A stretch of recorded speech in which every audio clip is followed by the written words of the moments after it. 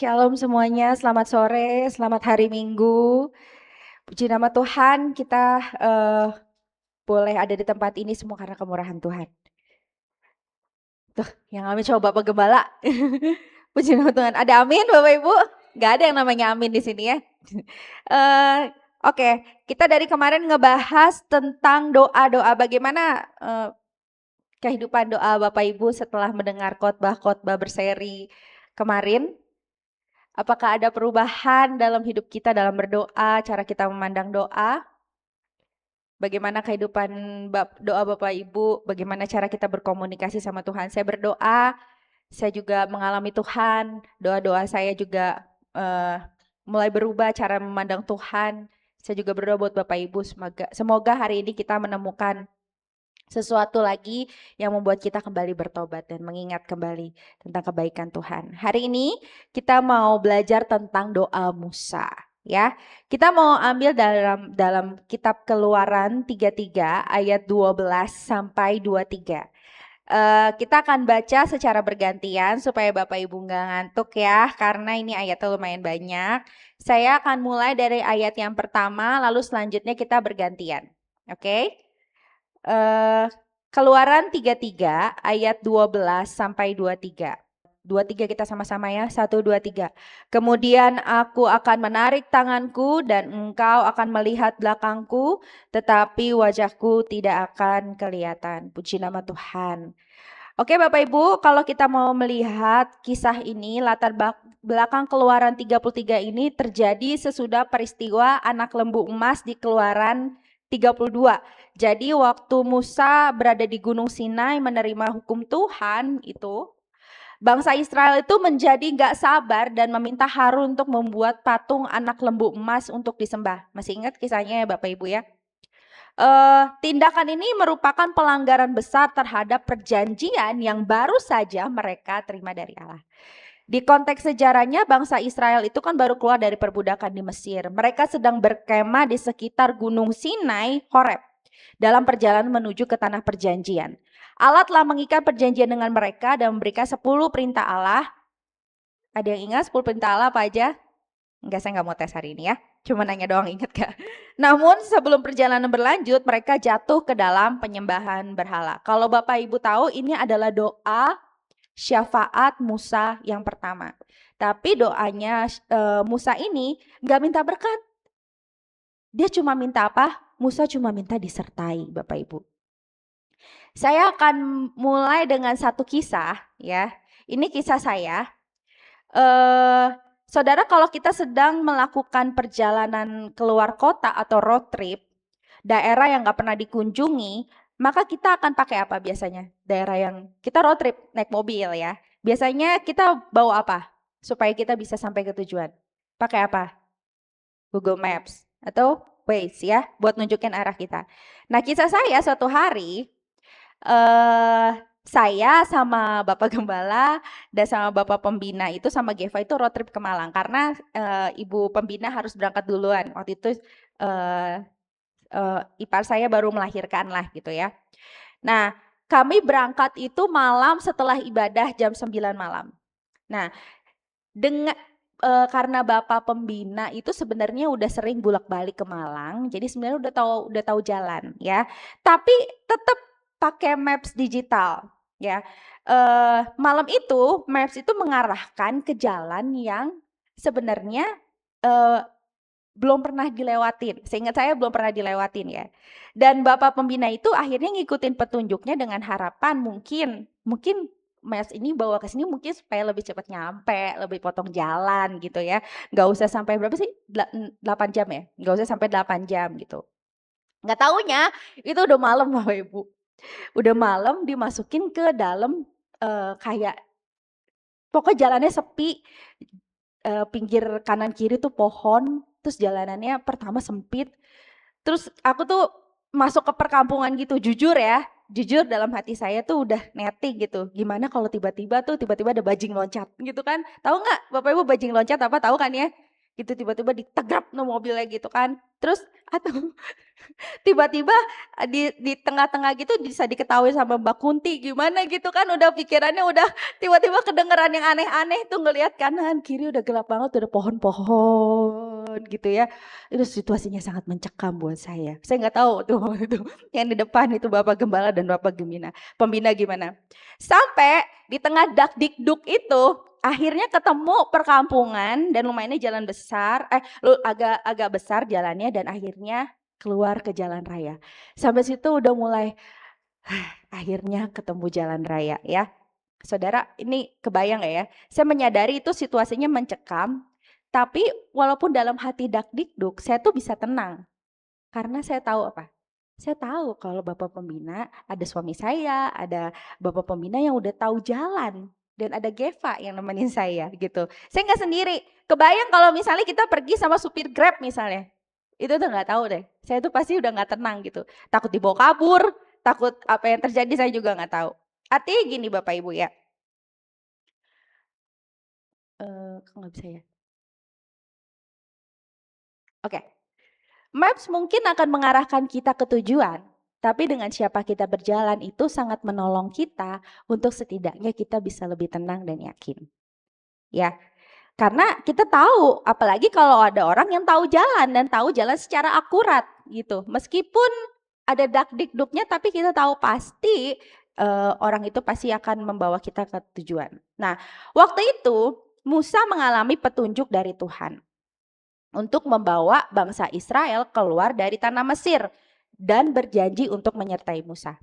Namun bangsa Israel kan tadi melakukan penyembahan berhala waktu Musa menghadap Tuhan ke gunung. Dan akhirnya di situ bangsa Israel mengalami konsekuensi di mana Tuhan berkata kepada Musa bahwa aku tidak akan menyertai engkau, tapi aku cuma mengutus seorang malaikat. Kamu akan tetap dapat tanah perjanjian, tapi tanpa penyertaanku. Saudara, kadang-kadang kita tuh bertindak. Musa itu mendapat susu dan madu dikatakan. Kita kadang-kadang bertindak hanya untuk memperoleh susu dan madu. Kita nggak peduli tuh Tuhan sertai apa enggak. Kita memutuskan sesuatu di mana ada Tuhan atau nggak ada Tuhan, yang penting gue dapet cuan. Ya, yang penting gue dapet sesuatu. Nggak peduli Tuhan mau sertain atau enggak. Gitu. Akhirnya apa? Kita sibuk dengan pencapaian kita dan kita memaksa diri kita untuk sampai di level di mana kita ingin memiliki semua yang bisa kita raih. Sampai akhirnya kita terjebak dengan semua validasi, penerimaan, pujian, dan terjebak dengan ketidakpuasan, dan akhirnya apa? Capek sendiri, ya. Dan dibalik semua kesibukan kita dan pencapaian kita melupakan bahwa kita butuh kehadiran Tuhan. Kita butuh disertai oleh Tuhan.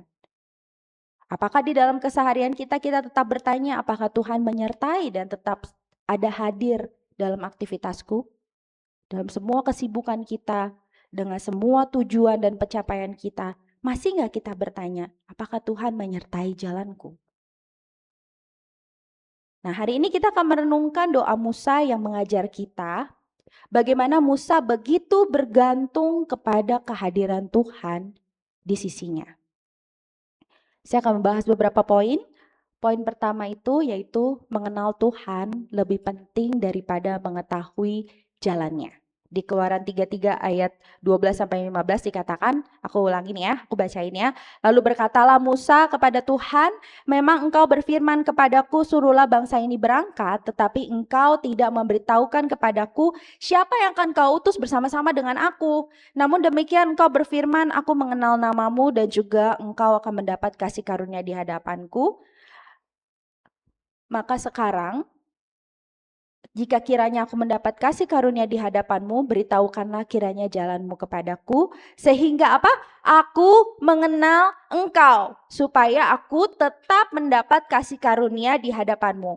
Ingatlah bahwa bangsa ini umatmu, lalu ia berfirman, aku sendiri hendak membimbing engkau dan memberikan ketentraman kepadamu. Berkatalah Musa kepadanya, jika engkau sendiri tidak membimbing kami, janganlah suruh kami berangkat dari sini.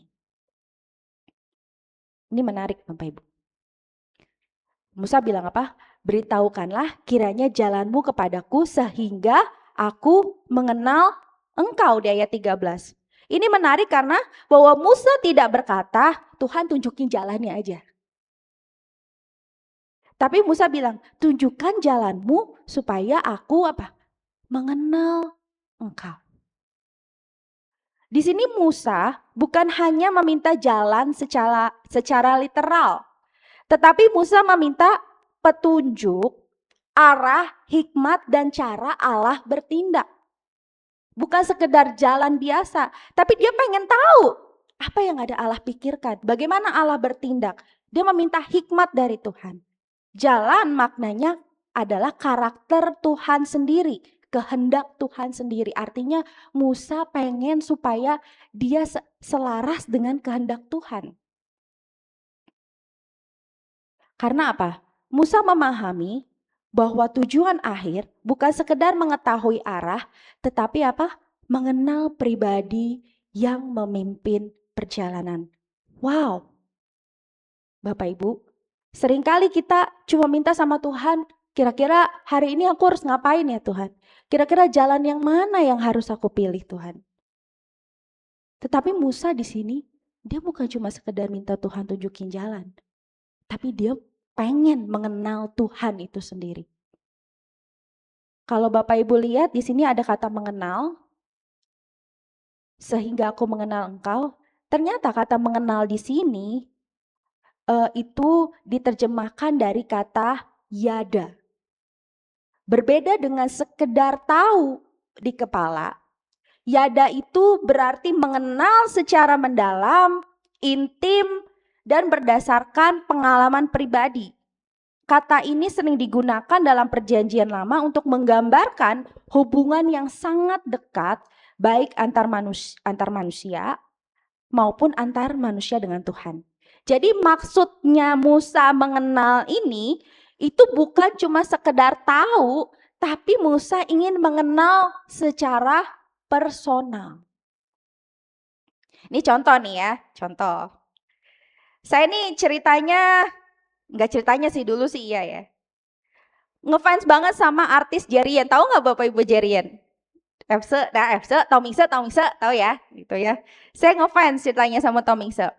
Karena saya dulu ngefans banget, saya tuh sering, ya ketahuan banget jadul, beli majalah Bintang tuh nggak? Bintang tuh suka posternya saya kumpulin. Saya tahu sampai cari tahu makanan kesukaannya Jerian apa, hobinya apa. Karena saya ngefans banget gitu, sampai kayaknya saya tahu. Tapi cuma sebatas itu. Saya nggak tahu tuh si Jerian kalau lagi marah gimana. Saya nggak tahu tuh dia tuh kalau lagi tidur ngorok apa enggak. Karena saya nggak ada di keseharian dia, gitu kan. Nah, saya nggak tahu karakter aslinya dia kayak gimana. Dia apakah aslinya pendiam? Karena kan kalau di kamera dan semua disorot, pasti kan artis jaga image ya. Saya nggak tahu aslinya dia gimana, pendiam atau periang. Karena saya nggak tahu. Saya cuma melihat apa yang ada di tabloid, apa yang ada di koran, apa yang saya dapat informasinya, tapi saya nggak pernah kenal dia secara pribadi. Jerian. Tapi kalau Yusakwan, Yusakwan, saya kenal ya. Saya kenal, saya nggak ngumpulin posternya dia, enggak gitu. Saya nggak ngumpulin posternya dia atau fotonya dia sih buat tidur, enggak. Saya kenal dia karena dia suami saya kan. Bukan sekedar tahu, saya tahu kalau dia marah gimana, kalau dia happy gimana, kalau dia capek gimana, kalau dia tidur ngoroknya kayak gimana gitu. Gimana saya bisa menanggapi keresahannya dia kalau dia lagi resah. Kenapa? Saya mengenal dia dan karakternya. Nah, ini yang dimaksud mengenal gitu dalam kata yada ini. Begitupun kita dengan Tuhan. Banyak orang Kristen yang hanya ingin tahu kehendak Tuhan, pengen tahu masa depannya, pengen tahu pasangan hidup gue siapa, keputusan apa yang benar Tuhan, tapi tidak terlalu rindu mengenal Tuhan itu sendiri. Semuanya ketika kita doa, kita bisa datang ke cenayang untuk tahu gimana masa depan kita. Kita jadikan Tuhan itu kayak cenayang. Kita minta Tuhan untuk Tuhan tolong kasih tahu masa depan, pasangan hidup saya. Tapi gak kepengen tuh, ada kepengen gimana cara kita untuk mengenal Tuhan. supaya di masa depan kita bisa berjalan sesuai dengan kehendak Tuhan. Bapak Ibu, saya nggak bilang keinginan tahu kita untuk masa depan atau kita nanya sama Tuhan jalan apa yang harus saya tempuh tuh, saya nggak bilang itu buruk. Itu kita boleh bertanya sama Tuhan. Kita boleh ngomong sama Tuhan apa yang di dalam hati kita. Tetapi ketika hati kita mulai salah fokus karena dosa, kita jadi nggak bisa melihat bahwa apa? Mengenal Tuhan itu lebih penting daripada mengetahui rencana Tuhan. Karena kita tidak akan mengerti kehendak Tuhan jika kita tidak mengenal pribadinya. Karena orang yang mengenal Tuhan akan tetap berjalan meskipun belum mengetahui seluruh peta perjalanannya. Karena ketika kita mengenal karakter Tuhan, kita percaya waktu jalannya gelap. Kita lebih tenang saat arahnya belum jelas. Waktu kita kenal siapa Tuhan kita tetap taat waktu kita belum mengerti. Waktu Tuhan suruh ini, waktu kita gak ngerti, kita tetap taat. Karena apa? Kita udah mulai mengenal karakter Tuhan. Kita mengenal pribadi Tuhan.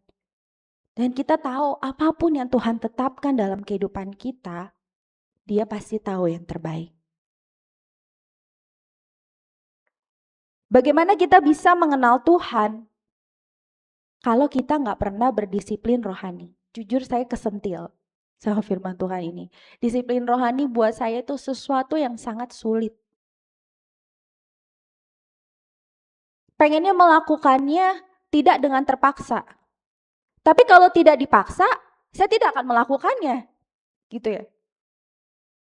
Tapi ternyata kita gak bisa mengenal Tuhan kalau cuma sekedar dengerin khotbah, cuma dengerin Spotify, cuma sekedar dapat dari Instagram, dari Reels, dari orang-orang kiriman.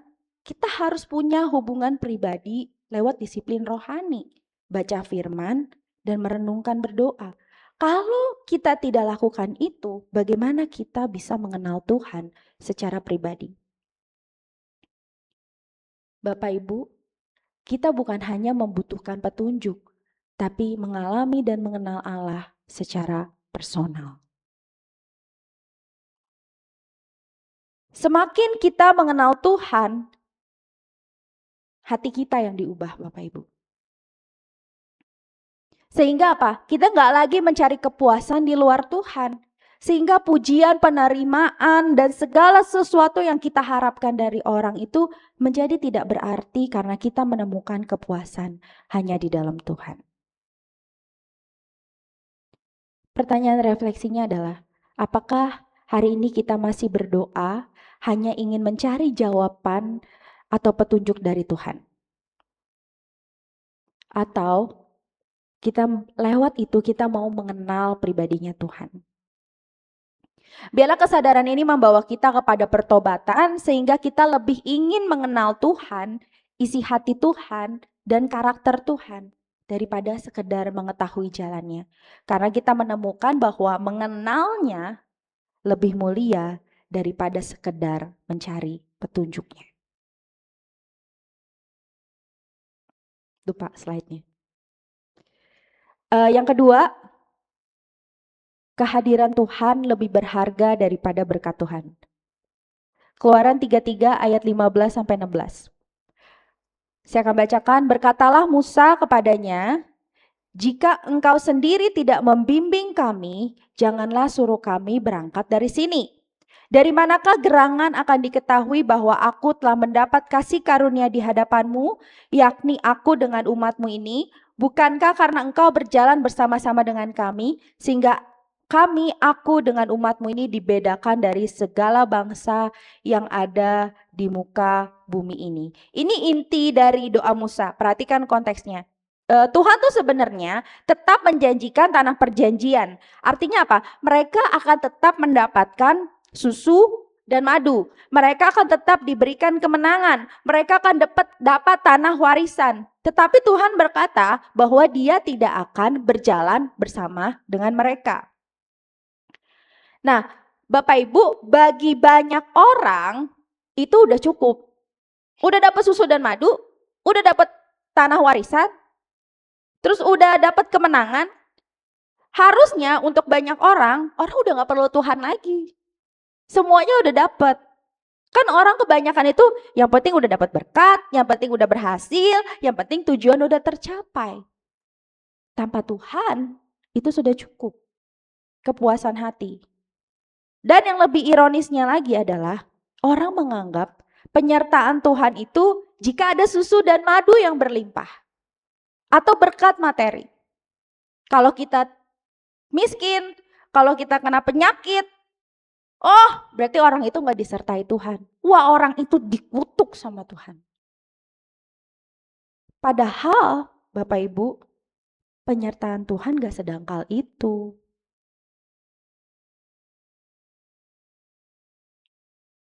Dan Musa mengalami itu. Makanya Musa berkata, tidak Tuhan, kalau engkau tidak ikut, aku tidak mau apa? Tidak mau berangkat. Dengan kata lain, Musa mau bilang gini, aku gak mau semuanya. Musa gak mau kelimpahan itu. Aku gak mau susu dan madu atau tanah perjanjian itu. Aku mau engkau yang hadir di sini bersama-sama dengan aku. Aku gak perlu semuanya itu. Aku cuma perlu Tuhan. Dengan kata lain Musa mau bilang semuanya gak berarti kalau gak ada Allah. Musa lebih menginginkan sang pemberi berkat daripada berkat itu sendiri. Sorry ini gak jalan.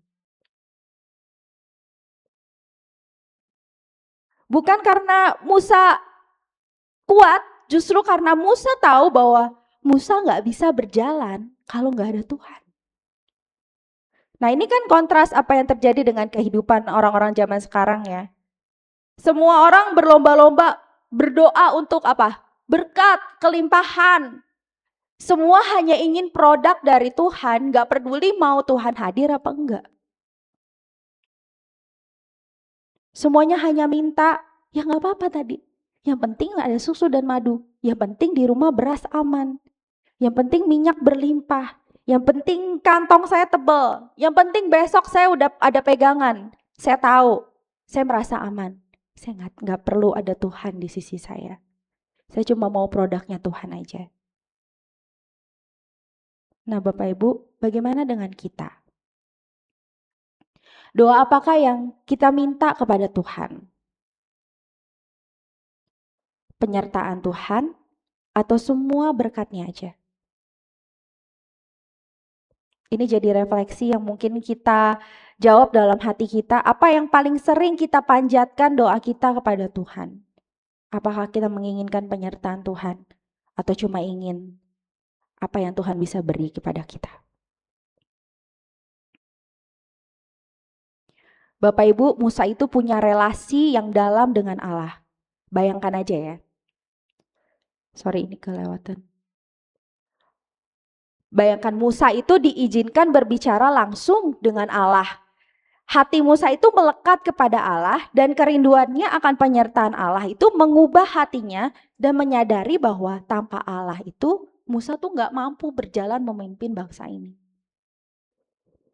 Bapak Ibu, jika kita punya relasi dan kedewasaan rohani, justru kita akan makin menyadari seperti khotbah saya yang waktu pertama kali tentang doa, menyadari ketidakberdayaan kita.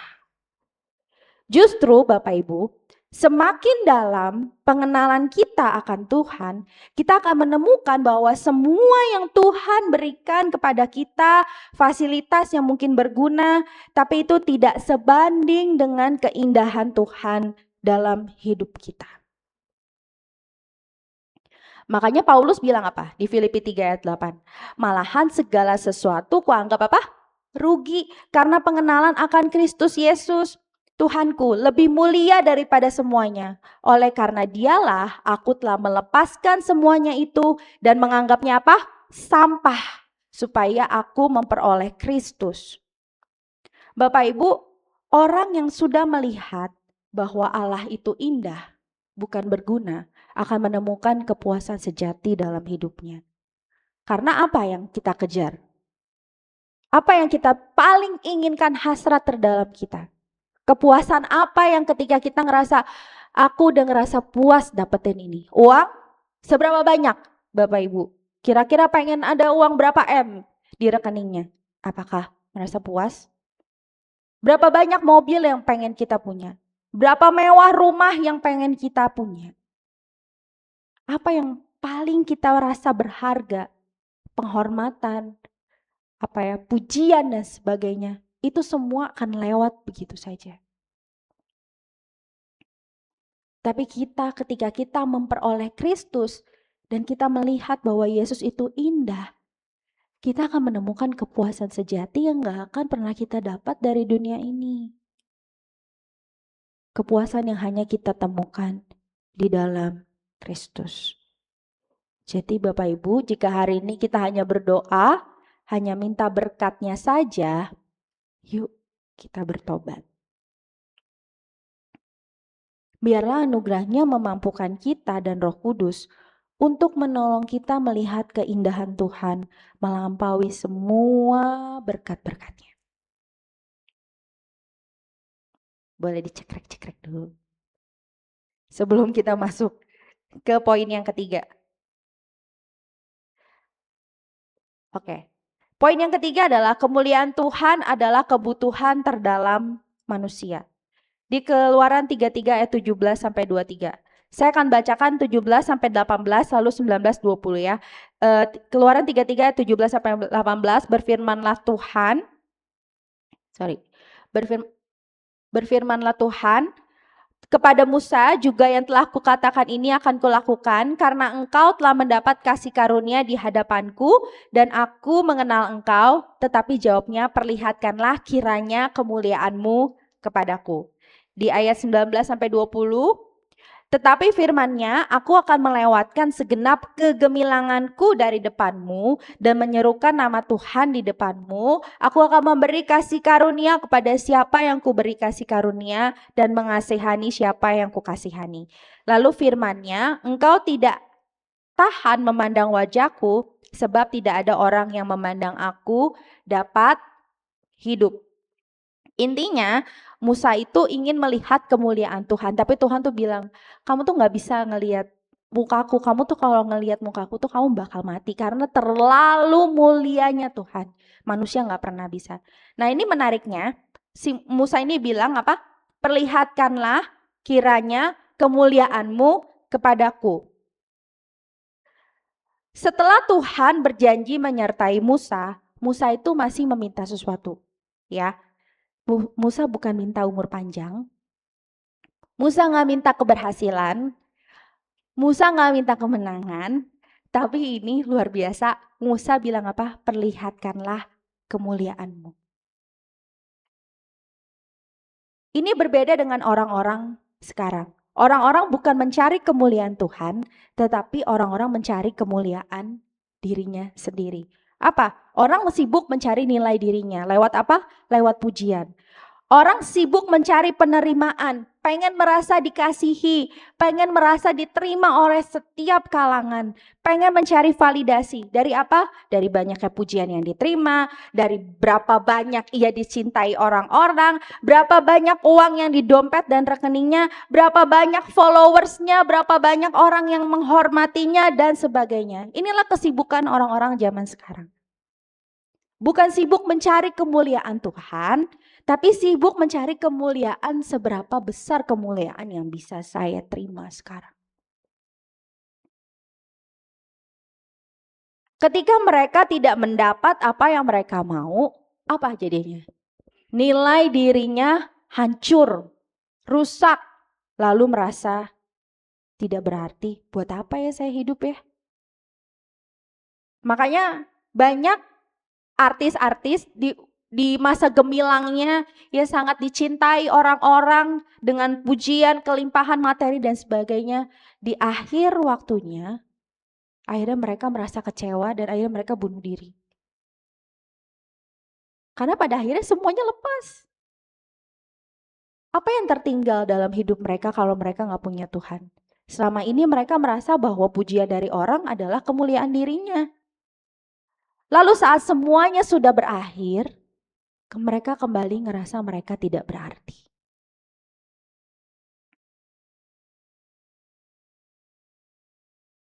Dan ironinya bahkan mereka menggunakan doa kepada Tuhan untuk meminta semuanya itu.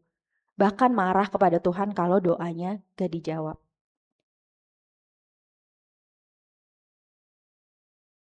Seharusnya semakin seseorang mengenal Tuhan, semakin besar kerinduannya akan Tuhan.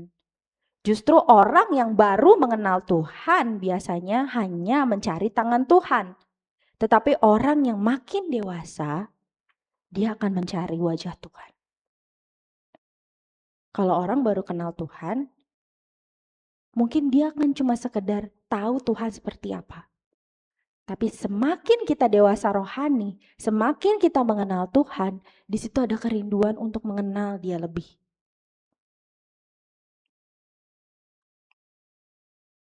Makanya Musa tidak puas hanya dengan berkat Tuhan.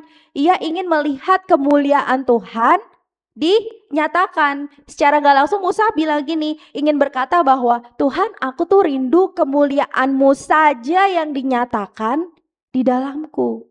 Supaya aku terus memandang kepadamu dan aku hanya terpukau akan kemuliaan-Mu saja. Nah, pertanyaannya adalah bagaimana dengan kita, Bapak Ibu? Apakah kemuliaan Tuhan cukup bagi kita? Atau masihkah kita mencari kemuliaan diri sendiri? Bukan Bapak Ibu nggak boleh berprestasi, bukan ya? Tapi ini balik lagi ke dalam hati kita. Ketika kita berprestasi dan mencapai itu, apa yang di dalam hati kita? Apa yang menjadi kepuasan kita? Bukan kita nggak boleh cari uang yang banyak, tapi ketika kita udah punya uang banyak, apa yang lebih sering kita gunakan? Ketika kita mencapai kesuksesan kita, apa yang paling sering di hati kita katakan? Apa kita akan terus mencari itu lebih dan lebih? Atau kita berikan semua kemuliaan hanya untuk Tuhan?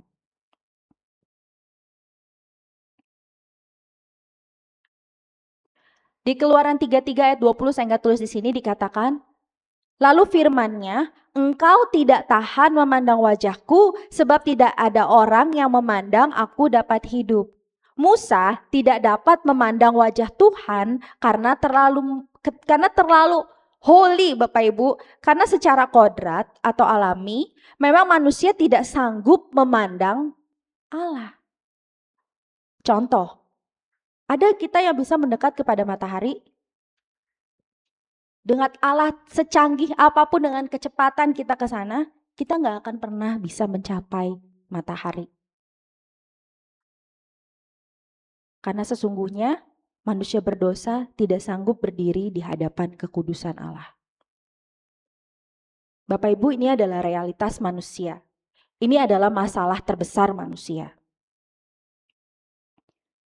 Bukan kurang uang, bukan kurang kesempatan, bukan sakit penyakit, tetapi keberdosaan manusia yang memisahkan manusia dari kemuliaan Allah. Kita nggak bisa melihat kemuliaan Allah karena Allah terlalu kudus. Jika bukan karena Kristus hadir untuk memperdamaikan kita, sampai detik ini kita nggak punya kesempatan untuk menghampiri Allah. Tapi kita mau lihat kasih karunia Tuhan buat Musa. Di Keluaran 33 ayat 21 sampai 23 dikatakan, berfirmanlah Tuhan, ada suatu tempat dekatku di mana engkau dapat berdiri di atas gunung batu. Apabila kemuliaanku lewat, maka aku akan menempatkan engkau dalam lekuk gunung itu, dan aku akan menudungi engkau dengan tanganku sampai aku berjalan lewat. Kemudian aku akan menarik tanganku dan engkau akan melihat belakangku, tetapi wajahku tidak akan kelihatan. Bapak Ibu, inilah kasih karunia Tuhan untuk Musa supaya Musa tidak binasa. Allah meletakkan Musa di lekuk gunung supaya Musa bisa ngintip di celah-celah itu, dan itu pun walaupun dia hanya bisa melihat belakangnya saja. Ada gunung yang melindungi Musa, supaya apa? Supaya Musa nggak binasa. Bapak Ibu, Musa mendapat kasih karunia Tuhan untuk melihat Allah meskipun melalui lekuk gunung, celah-celah gunung ya. Namun Bapak Ibu, kita bersyukur hari ini kita sekarang mengalami kasih karunia, kita diizinkan dengan iman kita melihat pribadi Allah yang menjadi manusia dan mati di atas kayu salib untuk kita semua. Di Kolose 2 ayat 9 dikatakan, sebab dalam dialah berdiam secara jasmania seluruh kepenuhan Allah. Disinilah Injil bersinar. Mungkin Musa hanya diizinkan melihat dari belakang, tapi kita diizinkan melihat dengan jelas dalam Kristus Yesus Kristus. Kemuliaan Allah dinyatakan kepada manusia melalui salib. Dosa kita diampuni, hubungan dengan Allah dipulihkan, kita dapat datang kepada hadirat-Nya. Karena Kristus telah menanggung murka Allah, kita sekarang dapat menikmati penyertaan Allah untuk selama-lamanya. Bapak Ibu, kita punya keberanian untuk datang kepada Allah tanpa rasa takut, karena dalam Kristus kita bisa memandang wajah Allah tanpa binasa. Bukan karena kebaikan atau kekuatan kita, namun karena apa? Kolose 3 ayat 3 dikatakan, sebab kamu telah mati dan hidupmu tersembunyi bersama dengan Kristus di dalam Allah. Mohon maaf ya Pak David, minta tolong. Karena saya bikin slide banyak banget sampai saya bingung sendiri. Mau bilang di mana, saya minta tolong Pak David aja ya. Di Kolose 3 ayat 3 dikatakan, sebab kamu telah mati dan hidupmu tersembunyi bersama dengan Kristus di dalam Allah. Bapak Ibu, Musa disembunyikan melalui gunung, namun hidup kita tersembunyi karena pengorbanan Kristus. Jadi ketika Allah melihat kita Allah tuh gak lihat lagi kebobrokan kita, namun apa yang dilihat? Kebenaran Kristus. Karena kebenaran Kristus dilimpahkan kepada kita, kita dibenarkan di dalam Kristus. Hidup kita tersembunyi. Kalau Musa cuma ngintip di lekuk gunung, kita diizinkan untuk melihat karya besar Allah. Bahkan bukan hanya sekedar itu, kita disembunyikan.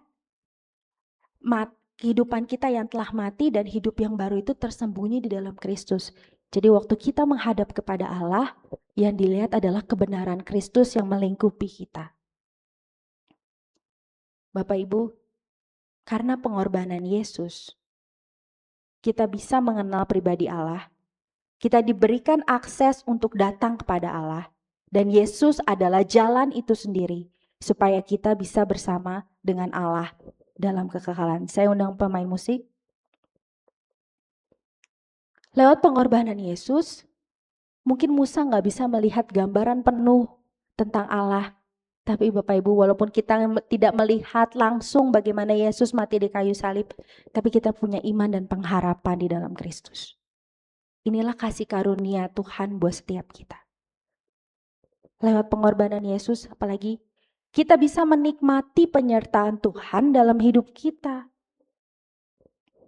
Anugerah Tuhan memberikan kita fasilitas di mana apa? Kita bisa kapanpun, dimanapun, datang dan menghampiri Allah dalam doa-doa kita.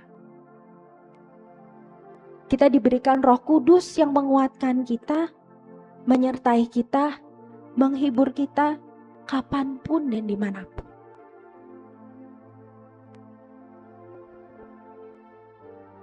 Karena pengorbanan Yesus, Musa yang belum melihat mengenai kemuliaan Allah, namun lewat pengorbanan Kristus kita melihat dengan jelas kemuliaan Allah di dalam diri Yesus. Dengan iman, kita bisa datang dalam doa-doa kita tanpa takut atau binasa. Karena Yesus telah menjadi pendamai di mana antara kasih Allah dan keadilan Allah bertemu dan dosa-dosa kita dihapuskan. Kita bisa melihat kemuliaan Allah yang dinyatakan lewat Kristus Yesus. Yesus adalah Musa yang sempurna. Saya berdoa hari ini lewat pelajaran ini, lewat apa yang jadi kerinduan Musa, bagaimana Musa lebih ingin kehadiran Tuhan, lebih ingin mengenal Tuhan, lebih ingin melihat kemuliaan Tuhan dinyatakan dalam kehidupannya. Saya berdoa kiranya hari ini lewat apa yang Kristus lakukan, kita menjadi lebih rindu untuk mengenal Tuhan, untuk menikmati penyertaan Tuhan. Bukan hanya sekedar apa yang bisa saya terima, jalan mana yang saya pilih Tuhan. Tapi Tuhan, saya pengen ikut apa yang Tuhan pilih. Biar lewat itu saya lebih mengenal Tuhan. Lewat doa-doa kita gak jadi pribadi yang egois, yang hanya memikirkan apa yang bisa saya dapat dari Tuhan. Tapi biarlah hati kita berubah dan percaya bahwa Tuhan memimpin jalan kita dan menikmati seluruh perjalanan hidup kita dan penyertaannya di dalam kehidupan kita.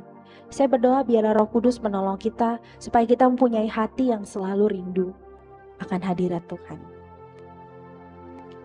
Mari kita berdoa.